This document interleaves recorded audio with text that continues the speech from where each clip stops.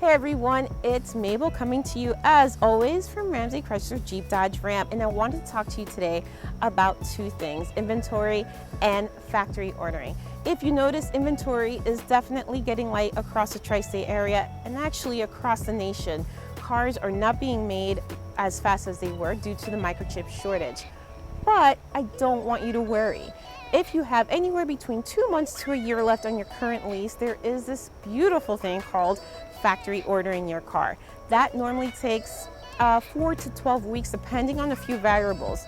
And the variables are model, trim, and amenities that you want in your car. So if you already know what you want and you are dead set on it, which is amazing, please let your sales representative know and make an appointment and come in and let's talk about how we could facilitate that for you. Everyone that does a factory order is extremely happy with it. I mean, your name is on the window sticker.